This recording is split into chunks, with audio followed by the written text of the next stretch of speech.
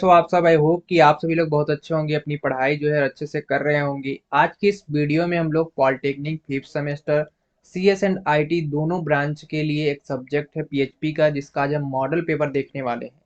तो polytechnic fifth semester में जितने भी स्टूडेंट हैं सभी लोग इस क्लास को, इस वीडियो को जरूर से देखना, क्योंकि इससे आप ये टारगेट कर सकते हो कि अगर 50 नंबर का जो क्वेश्चन आ रहा है उसमें हम 50 नंबर को कैसे लिख सकते हैं और अधिक से अधिक नंबर जो है गेन कर सकते हैं।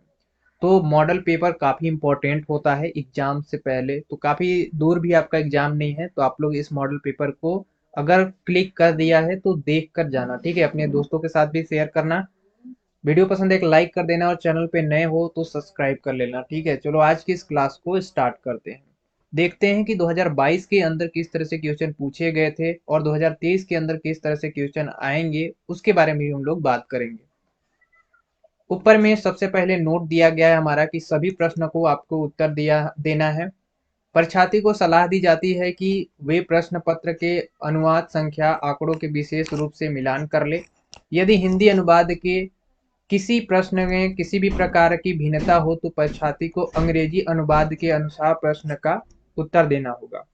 कहने का मतलब है यहाँ पे आप सभी लोग को कि ये जो आपको क्वेश्चन मिलता है वो Hindi and English, Hindi and English दोनों में मिलता है। एक तरफ आपको हिंदी होती है, एक तरफ आपकी इंग्लिश होती है। तो इसमें क्या होता है कि आप हिंदी भी पढ़ सकते हो, अगर हिंदी समझ नहीं आ रही है तो इंग्लिश पढ़ के आप उस चीज को कर सकते हो, ठीक है। इस क्वेश्चन में हम आपको कुछ ऐसी चीजें दिखाएंगे जिससे कि आपको समझ में आ जाएगा कि ये जो सेकेंड वाला पॉइंट है वो हमारा क्या कह रहा है। परीक्षार्थी द्वारा पेजर और मोबाइल फोन का अनुप्रयोग अमान्य है। कहने का मतलब है आपको पेज और मोबाइल फोन लेकर वहां पे जाना नहीं है। अब देखते हैं पहला क्वेश्चन क्या है, इसके बाद हम इसको आगे बढ़ते चलेंगे, ठीक है। पहला क्वेश्चन में लिखा है कि निम्न में से किन्हीं दो भागों को आपको करने हैं। अ ब कीजिए या फिर स कीजिए, इसमें से कोई आपको दो करने हैं। सबसे पहले देखिए दिया गया है कि पीएचपी क्या है, इसके लाभ की विवेचना कीजिए। एक और बात यहाँ पे कि ये सारी पीडीएफ आपको टेलीग्राम पे प्रोवाइड हो रही है। कहाँ पे? टेलीग्राम पे। टेलीग्राम का लिंक आपको डिस्क्रिप्शन में मिलेगा। टेलीग्राम पे जाकर आरके स्टडी 2.0 भी सर्च करेंगे तो आपको मिल जाएगा, ठीक है। साथ ही साथ अगर किसी भी स्टूडेंट को नोट्स चाहिए, ठीक है, तो उसे भी आपको नोट्स प्रोवाइड हो जाएगा। आप व्हाट्सअप कर सकते हैं 9935862087 पे। ये नोट्स आपको 100 रुपए में मिलेंगे, वो भी सभी सब्जेक्ट के। ऐसा नहीं है, फिफ्थ सेमेस्टर में जितने आपके सब्जेक्ट हैं सारे सब्जेक्ट जो है नोट्स मिलेंगे आपको 100 रुपए में ओनली। देखिए पीएचपी का मैं आपको नोट्स दिखा देता हूँ। पीएचपी यहाँ पे पूछा गया है कि पीएचपी क्या होते हैं, इसके लाभ की विवेचना कीजिए। तो मैं पीएचपी का देखो नोट्स खोल लेता हूँ। कितना इम्पोर्टेंट या फिर कह सकते हैं कि कितना बेहतरीन तरीके से ये नोट्स जो है बनाया गया है। सबसे पहले देखो यहाँ पे इंट्रोडक्शन में पीएचपी दिया भी गया है, तो आपको समझना है यहाँ पे। पीएचपी देखो दिया गया है कि पीएचपी का फुल फॉर्म क्या होता है, पीएचपी क्या होता है इसके बारे में बताया गया है। इसके बाद फिर पीएचपी की हिस्टोरी बताई गई है, इसकी उपयोगिता बताई गई है, एडवांटेज कैसे वर्क करता है कैसे नहीं करता, कुछ इस तरह से जो है पीएचपी का नोट्स वगैरह अच्छे से तैयार किया गया है, जो आपके एग्जाम में डायरेक्टली क्वेश्चन पूछे जाते हैं, ठीक है। उसी को देखकर अच्छे से फिगर के साथ बनाया गया है। तो आप इसको लो, अच्छे से पढ़ो, नहीं तो आप जब एग्जाम में बैक लगता है, फेल होते हो, तो उसके 100 रुपए के जगह पे आपको 500 रुपए देने पड़ते हैं, वो पर सब्जेक्ट। तो आप लोग लेकर पढ़ो, ठीक है, जिससे कि आपका अच्छा नंबर आए। पीएचपी क्या है? पीएचपी जो हमारा होता है, बेसिकली इसका यूज हम तब करते हैं जब हमें कोई एक वेब पेज बनाने होते हैं। वेब पेज का मतलब जैसे जैसे हम गूगल पे जाते हैं तो गूगल के पेज को अगर हमें बनाने हैं तो उसमें HTML CSS जावा स्क्रिप्ट इस तरह के जो हमारे पास स्क्रिप्टिंग लैंग्वेज हैं उनका यूज करते हैं। तो पीएचपी का भी हम यूज करते हैं उसी के लिए। अगर हम पीएचपी के हेल्प से अगर पेज बनाना चाहें तो हम पीएचपी के हेल्प से ही बना सकते हैं, ठीक है। तो पीएचपी क्या है, हमें वेब पेज या कुछ एप्लीकेशन बनाने में हमारा हेल्प करता है। पीएचपी की क्या विशेषताएं हैं, देख सकते हो कि पीएचपी अगर आपको आता है कि क्या होता है तो आप उसकी विशेषता भी लिख सकते हो। विशेषता में लिख सकते हो कि पीएचपी जो है हमारा वेबसाइट बनाने में काम आता है, वेब पेज बनाने में काम आता है, वेब एप्लीकेशंस बनाने में काम आते हैं। इस तरह के चीज़ों कहाँ कहाँ पे यूज किया जाता है, ये सारी चीज़ें आप अच्छे से डिफाइन कर सकते हो। आगे देखो पीएचपी स्क्रिप्ट को किस प्रकार लिखेंगे एग्जीक्यूट करेंगे वो आपको यहाँ पे बताने हैं। तो आप पीएचपी का प्रोग्राम बहुत ही सिंपल है, बहुत ही छोटा होता है। तो उसको जरूर आप लोग लिखना। यहाँ पे सारी चीजें हमने जो है इसमें इन्वॉल्व किए हैं, तो आप लोग देख सकते हो कि नोट्स भी काफी अच्छे से हमने बनाए हुए हैं। देखो बेसिक पीएचपी सिंटैक्स आपको यही पूछा जा रहा है, तो सबसे पहले यहाँ पे आपको ओपनिंग टैग लगाना होता है, ठीक है, ये क्वेश्चन मार्क होता है, फिर लिखना होता है पीएचपी। देन इसके बाद फिर हमारा यहाँ पे इको होता है, जिसमें कि हम यहाँ पे अपना स्टेटमेंट लिखते हैं, ठीक है, ECHO, ठीक है। इसके बाद फिर इस इन्वर्टेड कामा के अंदर हम अपना स्टेटमेंट लिखते हैं जो भी हमें एग्जीक्यूट कराने होते हैं। देन इसके बाद फिर हमारा ये क्लोजिंग टैग लास्ट में लगता है कुछ इस तरह से। ये हमारा पीएचपी का सिंटैक्स होता है, ठीक है। तो काफी इंपॉर्टेंट है ये नोट्स, आप सभी के लिए एग्जाम में काफी हेल्प होगा, तो लेना मत भूलना, ठीक है। देखो तो ये तीनों क्वेश्चन आपका यहाँ पे क्लियर हो गया, कितना सिंपल क्वेश्चन पूछा था। दूसरा क्वेश्चन देखो, निम्न में से किन्हीं दो भाग के उत्तर देने हैं इसमें भी। पहला देखो पूछा गया है उप्स अवधारणा पे टिप्पणी लिखिए।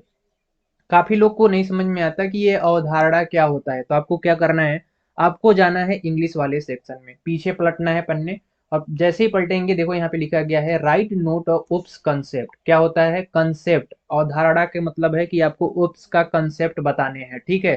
तो कंसेप्ट क्या होता है उप्स का, जैसे कि हमारा ऑब्जेक्ट ओरिएंटेड प्रोग्रामिंग ये सिस्टम होता है, ठीक है, ऑब्जेक्ट ओरिएंटेड प्रोग्रामिंग सिस्टम होते हैं।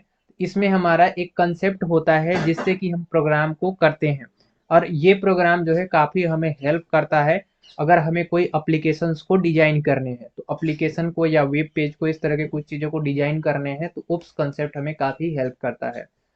पीएचपी में किस प्रकार काम करती है, मतलब पीएचपी किस प्रकार काम करती है, वो भी हम यहाँ पे फर्स्ट लेसन के अंदर लिखे हैं। सेशंस में टाइम आउट क्या होता है, मैं आपको दिखा दूं कि पीएचपी किस प्रकार काम करती है। मैं थोड़ा सा इसको नोट्स खोल लेता हूँ, आपको दिखाता हूँ पीएचपी किस प्रकार काम करती है। देखो यहाँ पे पीएचपी के कार्य हैं, फंक्शन है, ठीक है। यहाँ पे देखो लिखा गया है कि पीएचपी एक सर्वर साइड स्क्रिप्टिंग लैंग्वेज होता है जिसके द्वारा हम डायनेमिक पेज जनरेट कर सकते हैं और किसी सर्वर पे फाइल को open, read, right and delete और क्लोज भी कर सकते हैं। पीएचपी के साथ हम एचटीएमएल को आसानी से एम्बेडेड कर सकते हैं। एम्बेडेड का मतलब होता है कि उसके साथ हम लिख सकते हैं या मिला सकते हैं, ठीक है। पीएचपी में सभी सीजीआई प्रोग्राम कर सकते हैं। पीएचपी के डेटाबेस में डेटा को ऐड, डिलीट और मॉडिफाई भी कर सकते हैं। मैंने अगर हमें किसी प्रकार की चीज़ों को डेटाबेस को जोड़ना है या उसे डिलीट करना है या तो उसमें कोई चेंजेस करने हैं, तो वो सारी चीज़ें हम कर सकते हैं। तो इस तरह से हमारा जो है कार्य भी दिया हुआ है। तो काफ़ी मतलब एक एक चीज़ें मैंने देख देख के अच्छे से बनाया हुआ है। इसमें 6 महीने का टाइम लगा हुआ है इस नोट्स में। तो यार 6 महीने का टाइम कम नहीं होता है, अगर लगा है तो आप लोग भी इसका फायदा उठाओ, ठीक है। अब देखो अगला php.inf फाइल पर टिप्पणी लिखिए। आपको php.inf फाइल पे टिप्पणी लिखना है। जैसे कि अगर हम जावा पढ़ रहे हैं तो जावा का जो एक्सटेंशन होता है डॉट जावा होता है, माने फाइल सेव करने के लिए। पाइथन अगर हम पढ़ रहे हैं तो पाइथन का डॉट py होता है, ठीक है। तो इस तरह से हर एक लैंग्वेज का अपना अपना जो है एक्सटेंशन होता है, तो उसके बारे में आपको लिखना होगा। निम्न में से किन्हीं दो भागों के उत्तर देने हैं। ये देखिए चर क्या है, चरों को डिक्लेयर करने का नियम लिखिए। अब देखिए यहाँ पे चर लिखा है, अगर चर का मतलब नहीं पता तो आप लोग नहीं लिख पाओगे। चर माने वेरिएबल यहाँ पे बोला गया है, ठीक है। देखो हम क्वेश्चन नंबर तीसरा है, तीसरा के और देखते हैं इंग्लिश में क्या लिखा है। एक बार क्लियर कर लेना इंग्लिश में भी कि क्या लिखा है। देखो यहाँ पे लिखा है what is a variable, right the rule of declaring variable. यहाँ पे देखो कहा गया है कि वेरिएबल क्या होते हैं, और पीएचपी के अंदर अगर हमें डिक्लेयर करने हैं वेरिएबल को तो हम किस तरह से डिक्लेयर कर सकते हैं, ये क्वेश्चन नंबर तीसरा में पूछा गया है। और यहाँ पे देखो हिंदी में चर लिखा है, तो आपको चर नहीं समझ में आता तो आप लोग वेरिएबल यानी इंग्लिश में देख सकते हो। अब मैं वेरिएबल आपको बताता हूँ कि वेरिएबल क्या होते हैं। देखो जैसे हमें किसी भी लैंग्वेज के अंदर अपनी डेटा को क्या करनी होती है, स्टोर करनी होती है। क्या करनी होती है, स्टोर करनी होती है। तो अगर हम अपनी डेटा को कहीं पे स्टोर कराना चाहते हैं तो वो कौन सी ऐसी जगह होगी, किस नाम से, किस लोकेशन से हमें डेटा को सेव करना है, वो हमारा डिफाइन करता है वेरिएबल। तो वेरिएबल एक एक्चुअली में नाम होता है, क्या होता है, नेम होता है। जैसे कि हमें मान लो कि किसी का एज, कोई किसी का एज हमें स्टोर कराने हैं। इंट टाइप का हमने, इंटीजर टाइप का एक हमने क्या लिया है, डेटा टाइप लिया है। अब हमें एज स्टोर कराने हैं तो हम लिखेंगे एज और इक्वल टू कर देंगे 18, यानी उसका 18 ईयर को हमने स्टोर किया। तो एज जो है ये हमारा क्या काम करता है, वेरिएबल का काम करता है। तो वेरिएबल जो हमारे होते हैं वो डेटा को क्या कर रहा है, होल्ड करके रख रहा है। तो डेटा को स्टोर करने के लिए हमारा एज का वेरिएबल का यूज करते हैं। अब जैसे मेमोरी के अंदर क्या होता है वो थोड़ा सा देखेंगे। अब जैसे मान लो कि किसी का हम एक और डेटा टाइप ले लेते हैं, इंट डेटा टाइप नहीं लेते हैं, हम एक एडिशन करते हैं, ए प्लस बी करते हैं, ठीक है, ए प्लस बी करते हैं और लाते हैं कुछ वैल्यू। ए इक्वल टू हम ले लेते हैं 10 और बी इक्वल टू हम ले लेते हैं 20। ओके, तो अब हमें सी चाहिए जो ए प्लस बी होना चाहिए। तो मेमोरी के अंदर क्या हुआ होगा कि ए नाम का एक लोकेशन यहाँ पे बना होगा जिसकी वैल्यू जो है वो 10 यहाँ पे स्टोर हुआ होगा, तो ये वेरिएबल हो गए। बी वेरिएबल एक और कहीं पे बना होगा जो में जिसमें वैल्यू जो है 20 स्टोर हुआ होगा।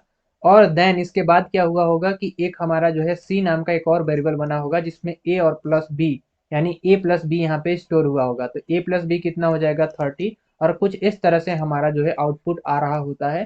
तो वेरिएबल क्या है कि हमारे जो डेटा होते हैं उनको होल्ड करके रखने का काम करता है, ठीक है। तो ये हमारे वेरिएबल होते हैं। एक्चुअली में वेरिएबल एक नाम है जिसको हम अपने प्रोग्राम के टाइम पे चेंज कर सकते हैं। तो ये भी हमने नोट्स के अंदर डाले हुए हैं, जाकर अच्छे से देख सकते हो। पीएचपी में विभिन्न प्रकार के आंकड़े प्रकार क्या हैं उनको समझाइए। अब देखिए ये भी आंकड़ा पूछा गया है, अब इसे भी ना समझ में आया तो इसको इंग्लिश में चलते हैं, देखते हैं क्या लिखा गया है। Various data type in PHP, PHP के अंदर देखिए वेरियस डेटा टाइप पूछा है। अब डेटा टाइप आप सभी को पता है, तभी आप बता सकते हैं कि कौन कौन से डेटा टाइप यूज किए जाते हैं, ठीक है। अब इसमें देखो आंकड़ा लिखा था तो समझ में नहीं आ रहा था, लेकिन यहाँ पे जैसे इंग्लिश में देखा तो समझ में आ गया कि पीएचपी में पूछा जा रहा है कि वेरियस टाइप के जो डेटा टाइप होते हैं वो कौन कौन से होते हैं। जैसे कि अगर हम जावा की बात करें तो जावा के अंदर हम लोग सारे डेटा टाइप यूज करते हैं, जैसे इंट हो गया, फ्लोट हो गया, ठीक है, इस तरह के जो डेटा है, करेक्टर हो गए, ये सारे डेटा टाइप हैं, तो इन सारे डेटा टाइप को यूज करते हैं। तो उसी तरह से पीएचपी के अंदर भी हम लोग यूज करते हैं। अब देखो ये तीसरे क्वेश्चन से आ गया कि अजेक्स क्या होती है, अजेक्स इवेंट की व्याख्या कीजिए। अब ये भी हमने नोट्स के अंदर डाले हुए हैं, तो उसको भी मैं आपको दिखाता हूँ कि अजेक्स क्या होती है। काफ़ी काफ़ी इम्पोर्टेंट ये सारे जितने भी हमने बनाए हुए हैं, क्लीन बनाए हुए हैं। काफ़ी सारे स्टूडेंट का ये रहता है कि क्लीन नहीं होगा कि होगा, तो हम यहाँ पे आपको नोट्स भी दिखा दे रहे हैं कि क्लीन, सारा का सारा क्लीन है, इसमें कोई आपको दिक्कत वाली बात नहीं है। देखो वेरिएबल क्वेश्चन आया था ना कि वेरिएबल क्या होते हैं, तो वेरिएबल एक प्रकार का कंटेनर होता है जो कि किसी डेटा को, वैल्यू को अपने अंदर होल्ड करके रखता है। तो हमने वही बताया ना कि हम मेमोरी के अंदर क्या करेगा कि मेमोरी के अंदर जो भी हमारे पास वेरिएबल होंगे, ए बी मान लो 10 एंड 20, तो इन सारे वेरिएबल को क्या करता है, होल्ड करके रखता है अपने अंदर, क्या करता है, होल्ड करके रखता है। तो वेरिएबल एक प्रकार का कंटेनर है जो कि किसी डेटा टाइप की वैल्यू को अपने अंदर होल्ड करता है। तो वेरिएबल कुछ है नहीं, बस उसको नाम चेंज, हम इसको वेरिएबल के नाम को भी चेंज कर लेते हैं, ठीक है। तो अपने जो कोई भी डेटा है उसको होल्ड करके रखता है। देखो वेरिएबल में यहाँ पे लिखा भी गया है कि वेरिएबल में टेक्स्ट, नंबर, स्ट्रिंग, एरे को हम स्टोर कर सकते हैं। टेक्स्ट में जैसे हमारा आ गया कि वर्ड, या फिर हम लिख देते हैं आर के स्टडी, तो इस टाइप के हमारा टेक्स्ट में आ गया। नंबर में हमारा 1 2 3 4 5 इस तरह के डेटा स्टोर करेंगे। स्ट्रिंग में हमारा कुछ एक सेंटेंस हो सकता है, एरे के अंदर कुछ इस तरह से होल्ड करके रखेगा, ठीक है। तो एक ही मतलब वेरिएबल के अंदर काफ़ी सारे डेटा को स्टोर करेंगे। तो ये हमारा वेरिएबल होता है। आई होप कि आप लोग यहाँ पे समझ गए होंगे, वेरिएबल को पूरे अच्छे से हमने यहाँ पे डिफाइन किया है कि किस तरह से हम वेरिएबल को यहाँ पे लिखते हैं।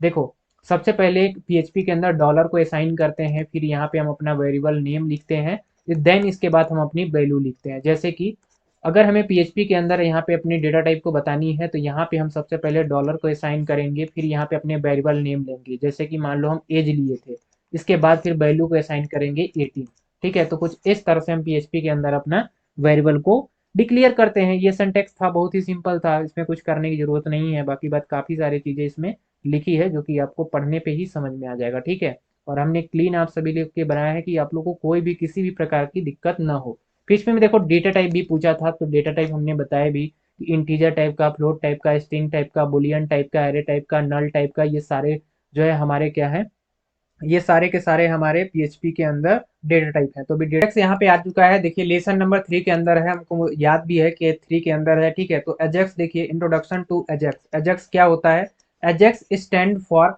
Asynchronous Java script and XML होता है, ठीक है। Asynchronous Java script and XML इसका फुल फॉर्म होता है एजेक्स का। एजेक्स एक ऐसी टेक्नोलॉजी होती है जिसकी हेल्प से हम पेज को बिना रिफ्रेश किए ही सर्वर से इंफॉर्मेशन पेज पर ला सकते हैं। डायनेमिक वेबसाइट बनाने में एजेक्स का बहुत ही अधिक यूज किया जाता है। अब एजेक्स आपको समझ में नहीं आया तो मैं थोड़ा सा आपको समझाने की कोशिश करता हूँ कि एजेक्स क्या होते हैं, ठीक है।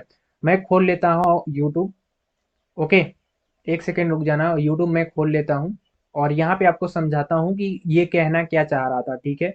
अब जैसे मान लो कि यहाँ पे ये जो पेज क्रिएट किया गया है, ठीक है, अब इस पेज को क्रिएट किया गया है तो इसमें इसके अंदर काफ़ी सारे जो है लैंग्वेज का, स्क्रिप्टिंग लैंग्वेज का यूज किया गया होगा, ठीक है। तो हमें क्या इसमें कर रहा है कि बिना रिफ्रेश किए अगर हम किसी दूसरे यहाँ पे क्लिक करते हैं, जैसे ये होम पे है, अगर हम शॉर्ट पे आते हैं, ठीक है, अगर शॉर्ट पे आते हैं तो बिना रिफ्रेश किए अगर हमारा यहाँ पे सारी चीजें दे रही है, ये जो घूमता है ना वो घूमेगा नहीं, ठीक है। ये जो घूमता है ना, यहाँ ऊपर दिख रहे होगे ऊपर साइड में, ठीक है, तो ये अगर घूमेगा नहीं, जब आप करोगे तो आप घूमेगा नहीं, तो आप समझोगे कि वो जो है वो एजेक्स का उसमें यूज किया गया है, ठीक है। तो ये एजेक्स होता है, होप आप लोग समझ गए होंगे, इसीलिए यहाँ पे लिखा भी गया है कि एजेक्स एक ऐसी टेक्नोलॉजी होती है जिसकी हेल्प से हम पेज को बिना रिफ्रेश किए, यानी जो पेज हमने दिखाया ना उसको बिना रिफ्रेश किए सर्वर से इंफॉर्मेशन पेज पर ला सकते हैं। वही हमारा जो है डायनेमिक वेबसाइट बनाने में एजेक्स का बहुत ही इसमें यूज होता है, ठीक है। तो एजेक्स कुछ है नहीं, एजेक्स बस ऐसा है कि हमारा जो पेज बनता है उस पेज को अगर हमें किसी सर्वर से या किसी कहीं से भी, अगर किसी भी मतलब किसी भी सर्वर से अगर कोई भी इंफॉर्मेशन हमें लानी है तो उसको बिना रिफ्रेश किए हमारे पेज पे या हमारे जो भी स्क्रीन पे दिखाई दे रहा है वो आ जाता है, तो उसी को हम लोग क्या कहते हैं, एजेक्स कहते हैं, ठीक है। जो भी हमने यूट्यूब पे बताने की कोशिश किया, बाकी बात इधर करेक्टर है, एडवांटेज है, सारी चीजें हैं। तो हमारा ये भी क्वेश्चन जो है वो एंड हो गया। अब क्वेश्चन नंबर 4 में चलते हैं। इसमें देखो लिखा गया है कि निम्न में से किन्हीं दो दो भागों के उत्तर देने हैं। स्टैटिक कीवर्ड क्या होते हैं, उदाहरण के साथ आपको व्याख्या करना है। बी दिया गया है कि यहाँ पे ऑपरेटर की व्याख्या कीजिए, उनके प्रकार लिखिए। और ऑपरेटर के बारे में थोड़ा सा हम लोग बात कर लेंगे, जो इम्पोर्टेंट है आप सभी के लिए वो मैं उसके बारे में आप सभी को बता देता हूँ। स्टैटिक कीवर्ड आप लोग देख लेना, ये वाला कि स्टैटिक कीवर्ड क्या होते हैं। ऑपरेटर के बारे में मैं यहाँ पे आपको बता देता हूँ कि ऑपरेटर की व्याख्या कीजिए। ऑपरेटर जैसे कि हम लोग किसी भी जैसे कंप्यूटर के अंदर हम लोग जोड़ कैसे कर पाते हैं, घटाना कैसे कर पाते हैं, हमें जोड़ के एक्चुअली में राइट आंसर कैसे दे पाता है, या प्रोग्रामिंग के अंदर भी हमें जब कभी भी प्रोग्राम करना होता है तो उसमें हमें ऐड करने होते हैं, सब्ट्रैक्ट करने होते हैं, मल्टीप्लाई करने होते हैं, ठीक है, दो नंबर को डिवाइड करने होते हैं, दो नंबर का मॉड्यूल निकालने होते हैं, ठीक है। तो इन सारे ऑपरेशंस को करने के लिए ऑपरेटर का यूज करते हैं। अब ऑपरेटर देखो हमारा जो होता है वो होता है अर्थमेटिक ऑपरेटर। अर्थमेटिक ऑपरेटर होता है, अर्थमेटिक ऑपरेटर के अंदर ये सारे हमारे ऑपरेटर आते हैं। प्लस करना, घटाना करना, गुणा करना, भाग करना, मॉड्यूल करना, ये हमारा अर्थमेटिक ऑपरेटर के अंदर आते हैं। अब अर्थमेटिक ऑपरेटर के बाद हमारा होता है असाइनमेंट ऑपरेटर। असाइनमेंट ऑपरेटर के अंदर जैसे इक्वल हो गया या इस लेस देन हो गया, ये सारी। इसी तरह हमारा बुलियन होता है। अब बुलियन के अंदर दो टाइप के इसमें रिजल्ट आते हैं, एक तो हमारा ट्रू आता है और एक हमारा फॉल्स आता है। जैसे कि हमने लिख दिया कि n इक्वल टू 2, तो अगर n की वैल्यू अगर 2 है तो हमारा जो आउटपुट आएगा वो आ जाएगा ट्रू। अगर n की वैल्यू अगर 1 है तो हमारा आंसर जो आएगा वो आ जाएगा फॉल्स। तो इस तरह के कंडीशन के लिए हम इस बुलियन का यूज करते हैं। तो काफी सारे हमारे पास ऑपरेटर होते हैं, उनको एक एक से पढ़ लेना। 5 से लेके 7 तक होते हैं, मतलब 5 6 7 होता है, तो उसको अगर पढ़ लोगे अच्छे से तो और कर सकते हो। अगला देखो लिखा है कि विभिन्न प्रकार के डिसीजन मेकिंग के कथनों के बारे में लिखिए। अब ये डिसीजन मेकिंग क्या होते हैं, अभी आपने इसको पढ़ा भी है, जाना भी होगा, लेकिन डिसीजन मेकिंग क्या होता है जब नाम सुनते हैं तो सारे लड़के जो है वो कंफ्यूज हो जाते हैं।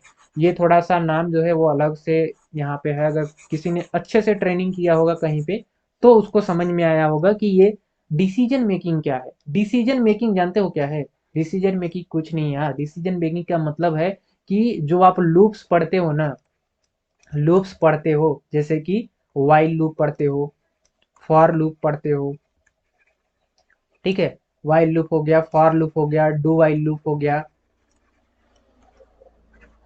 और कंडीशन पढ़ते हो। कंडीशन में क्या पढ़ते हो?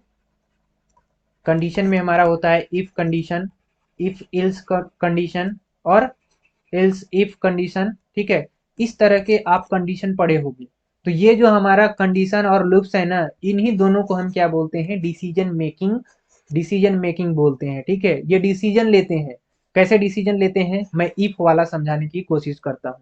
जैसे कि अगर इफ हमारा एन का जो वैल्यू है वो अगर जीरो हो जाए, क्या हो जाए, एन का वैल्यू यदि जीरो हो जाए तो हम कुछ भी प्रिंट करा सकते हैं। ठीक है, हम क्या कर सकते हैं, कुछ भी चीज यहाँ पे प्रिंट करा सकते हैं अगर हमारी एन की वैल्यू जीरो हो जाए। अगर ऐसा नहीं होता है तो हमारा जो है इल्स वाले पार्ट में चला जाएगा और वो एग्जीक्यूट हो जाएगा।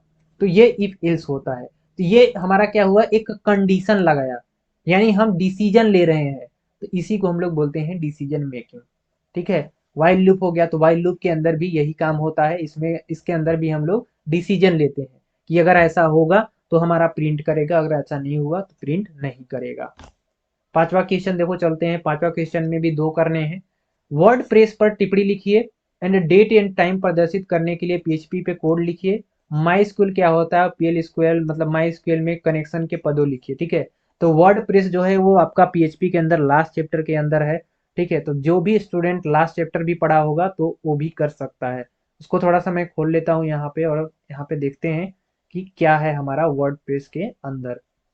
अजेक्स में इवेंट भी पूछते हैं, तो ध्यान में रखना कौन कौन से इवेंट होते हैं। ठीक है, वो भी काफी आप लोग से पूछा जाता है। अब देखो लेसन नंबर 4 के अंदर वर्ड प्रेस सीएमएस है। ठीक है, सीएमएस है, वर्ड प्रेस सीएमएस। तो ये क्या होता है, ये आपसे देखो डायरेक्ट क्वेश्चन यहाँ पे पेपर में पूछा गया। ठीक है, कि वर्ड प्रेस पे टिप्पणी लिखिए, वर्ड प्रेस क्या होते हैं। CMS stand for contain management system. क्या होता है, कंटेन मैनेजमेंट सिस्टम। यह एक ऐसा सॉफ्टवेयर एप्लीकेशन होता है जो कि डिजिटल कंटेंट को बनाने और उसे मैनेज करने के लिए या फिर उसको इस्तेमाल किया जाता है। अब यहाँ पे इंटरप्राइज कंटेंट जो मैनेजमेंट होते हैं, यानी ईसीएम और वेब कंटेंट मैनेजमेंट जो होते हैं, वो दो कंपोनेंट होते हैं सीएमएस के।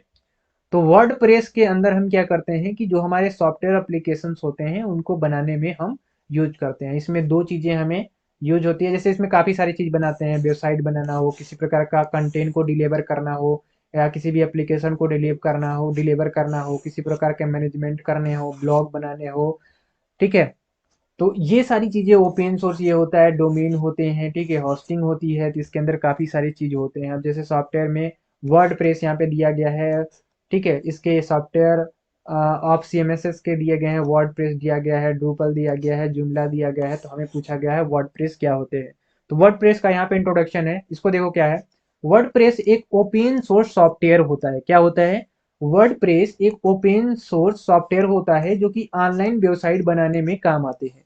ऑनलाइन वेबसाइट का मतलब जो हम वेबसाइट बनाते हैं उन सारे वेबसाइट को बनाने में हमारा वर्ड प्रेस जो है इस्तेमाल किया जाता है। वर्ड प्रेस को पीएचपी और माई स्क्यूएल में लिखा गया होता है। इसे 27 मई 2003 में लॉन्च किया गया था। वर्ड प्रेस जो है एक अच्छा लोकप्रिय सीएमएस यानी कंटेंट मैनेजमेंट सिस्टम होता है। तो सीएमएस हम जो ऊपर पढ़े ना, उसी का क्या है, ये वर्ड प्रेस है, उसी के अंदर इसको यूज किया जाता है। तो आपको एक लाइन में याद करना है कि वर्डप्रेस जो है वो हमारा वेबसाइट, ऑनलाइन वेबसाइट बनाने में काम आता है। तो जैसे कि अगर हम बात करें अमेजोन की या फ्लिपकार्ट की, तो इन लोग में भी शायद यूज किया गया है। ठीक है, वर्डप्रेस का तो काफी इंपॉर्टेंट होता है। इसमें देखो क्या बोलते हैं, अलग अलग नाम से, दो नाम से आते हैं, सेम नाम होता है। देखो एक wordpress.org, एक wordpress.com होता है। ठीक है, ये दो वेबसाइट हैं, लेकिन इसमें सबसे ज्यादा शायद wordpress.com चलता है। अभी मुझे इतना पता नहीं है, बट इतना हम अभी यहाँ पे बता रहे हैं कि दोनों में से एक बहुत अच्छे से चलती है। ठीक है, वेबसाइट बनाने के लिए। तो आई होप कि आप लोग यहाँ पे समझ में आ गया होगा। और ये पे एक कोड लिखना है आपको, डेट एंड टाइम प्रदर्शित करने के लिए पीएचपी के अंदर किस तरह से हम डेट एंड टाइम को प्रदर्शित करेंगे, उसके लिए कोड आपको लिखने पड़ेंगे। माई स्क्यूएल क्या होते हैं, माई स्क्यूएल में किस तरह से हम कनेक्शन करते हैं, वो सारी आपको बतानी पड़ेगी। स्ट्रक्चर क्यूरी लैंग्वेज, माई स्क्यूएल के अंदर हम अपनी डेटा को स्टोर करते हैं। ठीक है, तो इसके अंदर हम अपनी डेटा को डिलीट करते हैं, इसके अंदर इंसर्ट करते हैं, इसके अंदर सारी चीजें करते हैं। तो माई स्क्यूएल जो है ये भी आपका इंपॉर्टेंट डिफिनेशन है, तो इसको भी आपको याद करने हैं। ओके, तो कोडिंग कम है इसमें, डिफिनेशन ज़्यादा है आपका, और अच्छे अच्छे थे। तो इसमें से जो भी आपने क्वेश्चन पढ़े हैं काफ़ी इसमें से आपसे पूछ लिए जाएंगे। अगर आपको इसकी पीडीएफ चाहिए तो टेलीग्राम ज्वाइन कर लो। नोट्स चाहिए जो हमने अभी दिखा रहे थे कि सारे के सारे आपका जो क्वेश्चन पूछा है वो सारे नोट्स में है, तो आप नोट्स के लिए हम व्हाट्सअप नंबर शुरू में दिए हैं, उस पर आप लोग व्हाट्सअप कर लो और बात करके ले लो। और कोई प्रॉब्लम हो तो नीचे कमेंट करके बता देना, वो भी मैं सॉल्व करूंगा। एक चीज और लास्ट में, कि पीएचपी की लाइव क्लास जो है एक दिन पहले चलेगी, जिस दिन पीएचपी का आपका एग्जाम होगा। तो आज की इस वीडियो में बस इतना ही। तब तक के लिए till then keep learning and keep exploring.